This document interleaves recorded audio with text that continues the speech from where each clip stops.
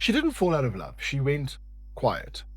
And if you felt that shift, that sense that something between you changed, without a clear moment where it broke, this is probably going to hit closer than you'd like. Because when emotional distance shows up, most people rush to explain it away. They look for a dramatic reason, something obvious, something they can point at. Welcome, sit down, let's talk. When a partner becomes emotionally distant, the mind wants a clean cause. Attraction must have faded, there must be someone else, or the relationship must have suddenly stopped working. Sometimes those explanations are accurate. Often they're not. More commonly, what's happening is much quieter and much slower. The connection didn't collapse, it thinned. Over time, being emotionally open stopped feeling worth the effort. That doesn't mean anyone set out to withdraw.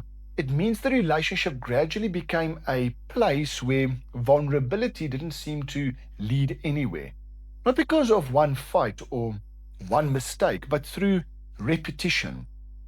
Conversation that circled without resolution. Needs that were expressed but never really translated into change. Moments where one person reached out and eventually learned to pull back instead.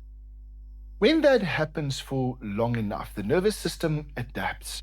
It starts conserving energy. Engagement becomes selective. Emotional presence becomes limited. What you see on the outside looks like calm. It's less friction, fewer emotional spikes, and things feel easier to manage. But that ease is deceptive. Sometimes it isn't peace, it's disengagement. This is the phase where someone stops trying to be understood.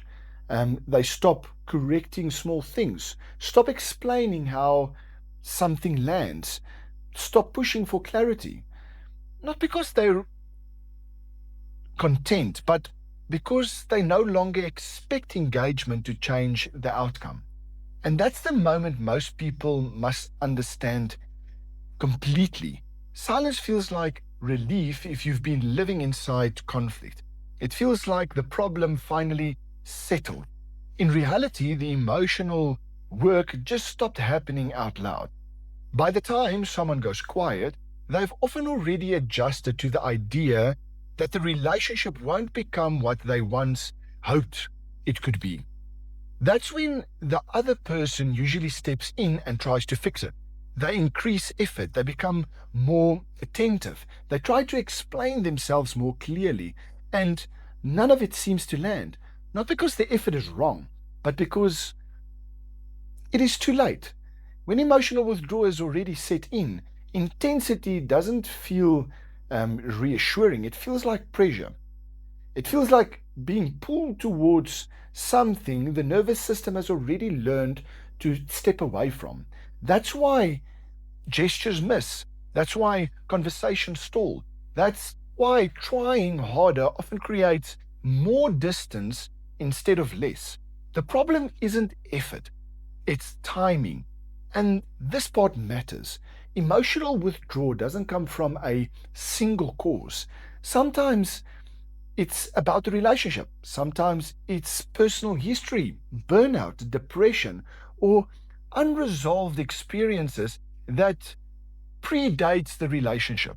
Sometimes both people contribute without really realizing it at the time. There isn't always someone to blame, but there is a pattern worth understanding. Because repair doesn't start with convincing someone to feel different.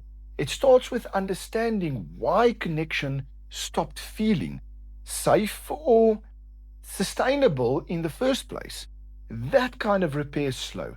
It requires mutual willingness, and very often it requires help because two people can't always untangle this on their own. So if you're sensing emotional distance and nothing you try seems to shift it, that doesn't automatically mean it's over, but it does mean repeating the same approach is unlikely to resolve what's missing. In the next video, I'll explain why pushing for closeness often backfires at this stage, and what actually creates the conditions for emotional safety to return when it still can. Please subscribe, and I'll see you in the next video.